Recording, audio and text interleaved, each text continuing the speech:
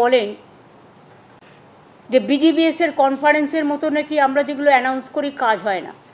আগেও আপনাদের আমরা দেখিয়ে দিয়েছি মিটিং করে সামনাসামনি কত প্রজেক্ট অলরেডি আমরা মাত্র 15 দিনের মধ্যে আমরা ক্লিয়ার করেছি সিনার্জি কমিটি করে।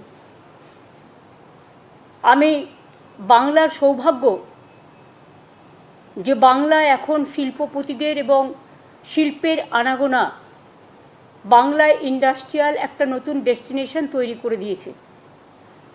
আগামী 21 তারিখে বেলা 2টোয় আমরা শালবনীতে জিন্দালদের পাওয়ার প্ল্যান্ট আমরা উদ্বোধন করতে যাচ্ছি।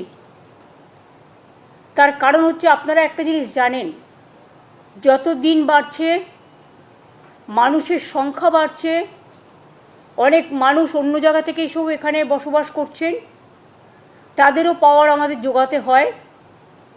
ফলে কনজিউমার বেস যেটা আমরা বলি সেটা বেড়ে গেছে, অস্বাভাবিক হারে বেড়েছে।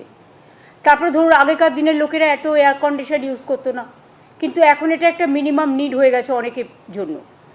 ফলে 2011-তে যে সংখ্যাটা ছিল মাত্র 1,07,00,000, এখন সেটা বেড়ে হয়েছে 2,30,00,000। অর্থাৎ প্রায় পাওয়ার ইউজ করার গ্রোথ বেড়েছে 11%। আবার অন্যদিকে পাওয়ারের জন্য ইন্ডাস্ট্রি তৈরি করার জন্য ডিম্যান্ডও বেড়েছে, কারণ আমরা 6টা ইকোনমিক করিডোর করছি, আমরা ডেডিকেটেড ফ্রেট করিডোরের সাথে কাজ করছি।